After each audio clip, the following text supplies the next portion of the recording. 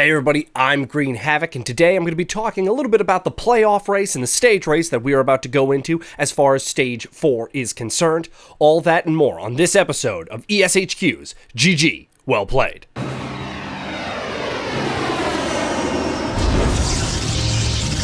Justice reigns from above. No one can hide from my sight.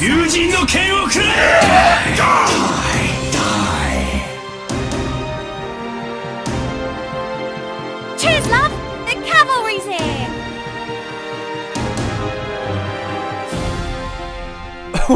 We are here. We are here. Well, not quite. We're here on the stage. It's Stage 4 time, but we are right around the corner from those season playoffs, and we still have the stage playoffs, which will not be outshone. Well, they will be. The season playoffs are going to be insane and amazing, and we're going to take a little sliver of time to talk about who's probably going to be making it. So, our low totem pole players right now, as far as making it into the Season 4 playoffs, are the San Francisco Shock sitting at 12-18 with a minus 14 map differential. Realistically, the Shock don't make it in unless one of the other teams has just a colossal self-explosion and their players start hating each other and throwing... mice and keyboards are going everywhere. So realistically, the San Francisco Shock will not be joining us in the Season 4 or the Season 1 playoffs. But they could still make the stage playoffs, of course, as each stage operates on its own win-to-loss record. So if I were the San Francisco Shock, I would primarily be focused on getting the stage. However, chasing the stage and chasing the season are essentially the same goal. Win! But realistically, the San Francisco Shock would have to have a near-perfect stage to even consider making the playoffs. Moving up to our 7th and 8th position, Houston Outlaws in 7th, the Los Angeles Gladiators in 8th, both of which have a 16-win, 14-loss record. However, the Outlaws have a plus 13 map differential to the Gladiators plus 5. So for these two teams, it's about not slipping up. It's about getting the big wins. They need to make sure that when they play the Philadelphia Fusion, when they play the Valiant, when they play, Dynasty in Boston, that they're getting wins. Houston Outlaws and Gladiators have both looked great against the London Spitfire and have claimed wins, I believe, in every stage that they've played versus them. This is the stage to make sure they do it. As much as I am a London Spitfire fan and I want the London Spitfire to 10-0 and go, we can do it too, I will say, honestly, the Houston Outlaws and Gladiators have looked great versus the boys in blue. And this is the stage to make sure they continue doing so. Because if they slip up against, the big teams and they allow for the upset victories, because you can't look past the Shock, they've been looking great. Dallas has been looking... yes and no. The big ones, though, the Mayhem and the Dragons have both been looking solid. So if you got to put the pressure on the guys above you, and you can't slip up to the guys below you. That's where the Gladiators and the Houston Outlaws are as far as trying to make the season playoffs. We have the Los Angeles Valiant in 5th, the Philadelphia Fusion in 6th. Both of these teams have 18-12 records. Only the map differential is pretty big. The Los Angeles Valiant are plus 21 to the Philadelphia Fusion's plus 9.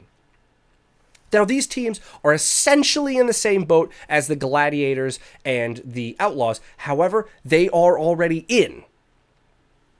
So right now, all they have to do is just continue the course. They basically have a 1-2 game buffer, realistically 2, because that's how it works. But so they basically have that buffer, and it's all about making sure that they continue being the team we've seen. So I think it's gonna be a little harder for the Valiant, though. And we're actually, we're going to hold that till the end of the video. We're going to hold how I think these teams are going to do to the end of the video. So for them, it's all about continuing their keeping up with momentum, continuing their run, and not slipping up. But again, they have given themselves a little bit of the buffer. Now in 4th place, the Seoul Dynasty, 19-11 with a plus 19 map differential. They're looking good. So for them, it's all about, again, continuing, putting the foot on the gas pedal, not looking back. For these next three teams, they can kind of coast a little bit, one more than the other two. We have the London Spitfire at 20 and 10 with a plus 38 map differential. Now, this doesn't mean that the London Spitfire get to sleep on the stage. However, when you think of it this way, that the London Spitfire, if they went 5 and 5 again, like they did in stage 3, they would be at 25 and 15, right? The Houston Outlaws with a perfect stage would only be 26 and 14. So barely better than the London Spitfire at going 5 and 5. So they are in a very comfortable position to at least guarantee themselves into the playoffs. Now, Boston Uprising is looking even smoother sailing than the London Spitfire at 22 and 8 with a plus 27 map differential because they had that insane run through stage 3. Now, the only thing you could have asked for them is to be a little cleaner in their wins. They had a lot of games slip away from them. They had a lot of 3-2 wins. They dropped maps against teams they really shouldn't have. They tied on maps that also they shouldn't have. So for them, it's about cleaning up their play a little bit. But again, I mean, the London Spitfire could go 5 and 5. If the Boston Uprising went 5 and 5, they're in the playoffs. So they're looking good. And then, of course, we have the New York Excelsior, who are 27 and 3. They basically could lose every game this stage and still make the playoffs. The playoffs are all but clinched for the New York Excelsior, who have looked absolutely fantastic. They looked a little shaky through stage 3, but then all of a sudden, it's the playoffs, they went, by the way, we're the Excelsior. We've kind of been playing around, doing some silly stuff. This is how we can really play. And they looked great. And they absolutely just handled Boston Uprising. And I know the maps were close, sure. But you don't get a 3-0 over 4 maps and not call it a dominant victory. The maps can be close, but in the end, Excelsior had the difference makers and got the job done. So the Excelsior are looking absolutely fantastic, and you can't call them anything but the favorites. So let's talk about how I think these teams are going to do. So the San Francisco Shock, I don't see them making the playoffs. I see them doing well. I see them being able to put a lot of teams in the position that they put the Philadelphia Fusion in after their loss versus the Excelsior, where these teams are going to have to focus on each other because they're all battling for these playoff spots, whereas the Shock kind of get to know that realistically we're not going to make it. We're going to try our hardest, but the pressure is off of them, where it's on the playoff team. So I feel like they're going to be able to come in and really hammer in some wins versus some of these teams as they play chutes and ladders with each other week in and week out while they hunt for the playoffs. For the Gladiators and the Outlaws, I honestly think they're going to do really, really well in this next stage because it's Brigitte. Both of these teams have good Zaryas. The Outlaws have a fantastic Zarya. Both of these teams have fantastic Reinhardts, Muma being one of the best Reinhardts probably in the Overwatch League. We've got, Brigitte as an untested element, but we know that, both of these teams have pretty flexible supports. We have seen Lucios played with Brigitte's. Both of these teams have solid Lucios. Again, the Outlaws have Boink, who is a Lucio specialist. Pharah, Junkrat in the meta. Jake Rat is fantastic, and I just have a feeling that Surefour is he's been prepping. With the way he was playing in stage 3, I feel like he knows the meta is going to be shifting, and I feel like he's got maybe some tricks up his sleeve. And you can't forget Hydration, who is a fantastic Pharah.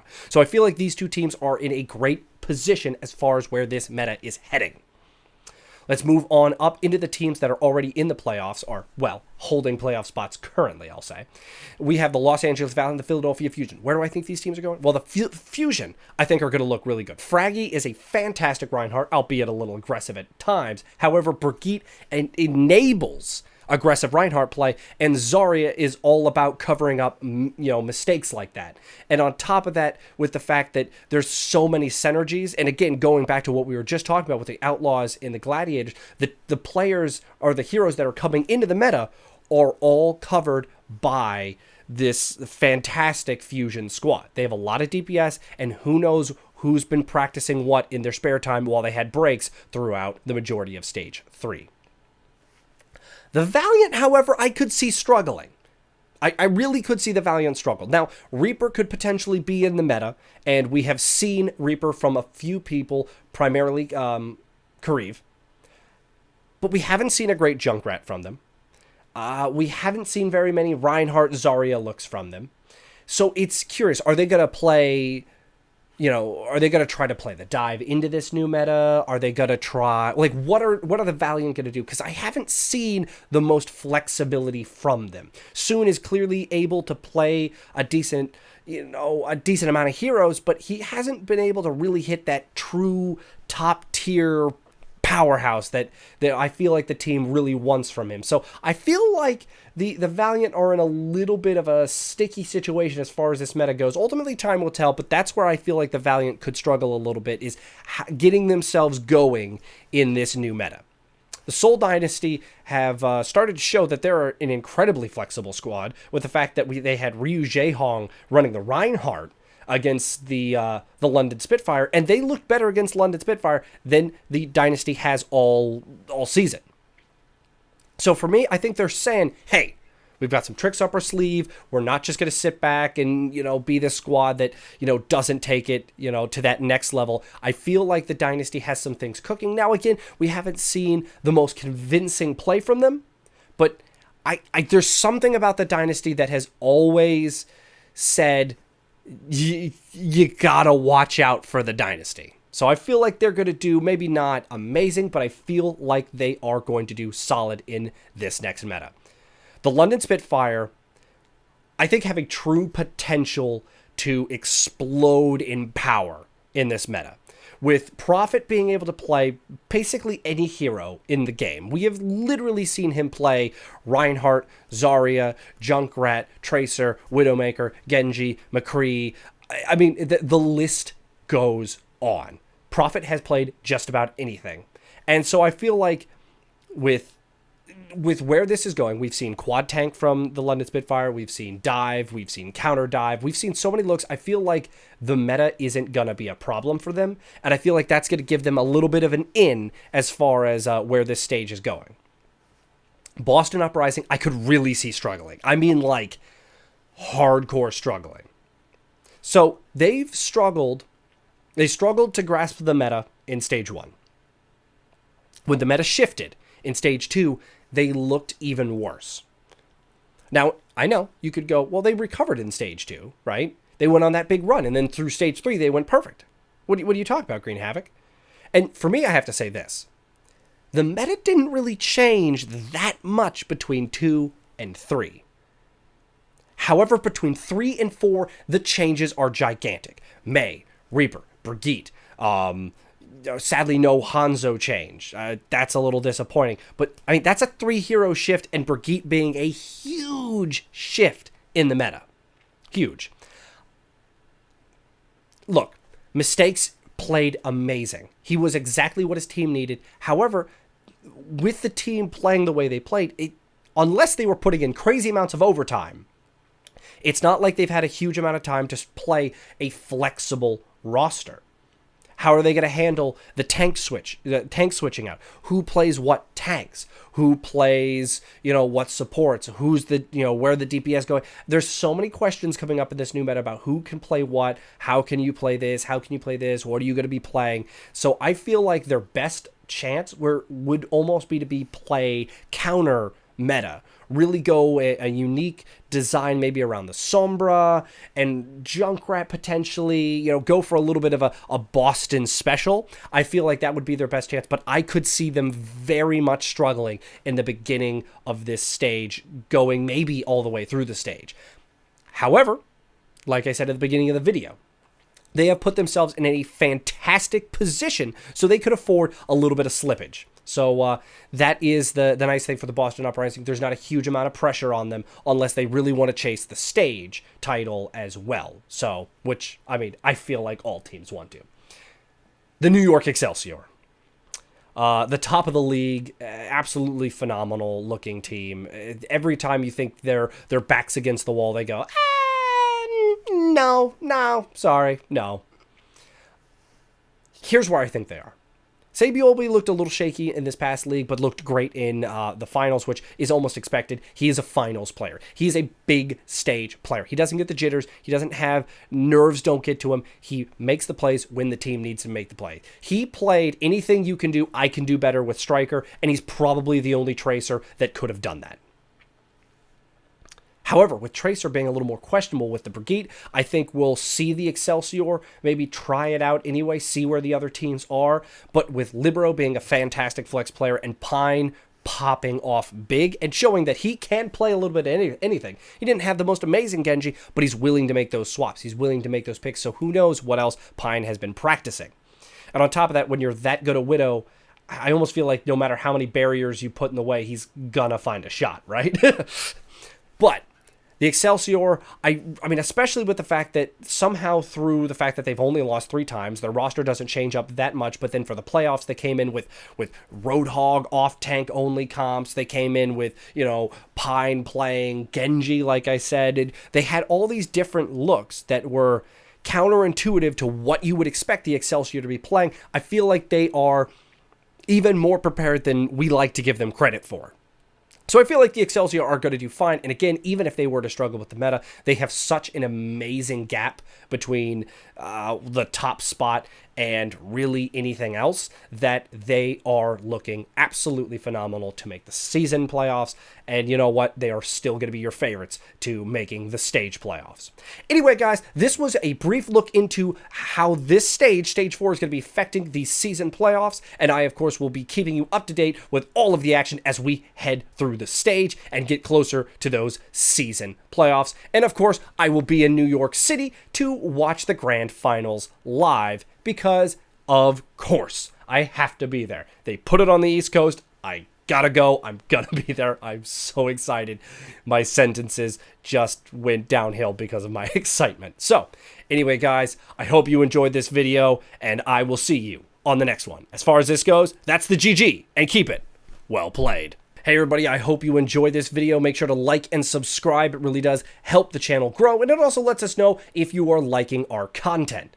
If you have a different opinion about who's gonna do well and you just want to have the conversation anyway, why don't you go ahead and let me know in the comments down below, or on any of our other social media links down there. And of course, follow us on Twitter, guys. You know what? Again, join the conversation. You disagree with one of our picks for the week, let us know. We can converse about it. So hit us up on Twitter, find us on Facebook, watch our videos on YouTube, and until the next video, you guys have a great one, and good luck in your games. Dash Gaming is a place for live streams of your favorite games, miniseries, and the best of Dash adventures, along with a unique behind-the-scenes guide to game development. Dash members are not just gamers, they are veteran developers able to teach, guide, and entertain.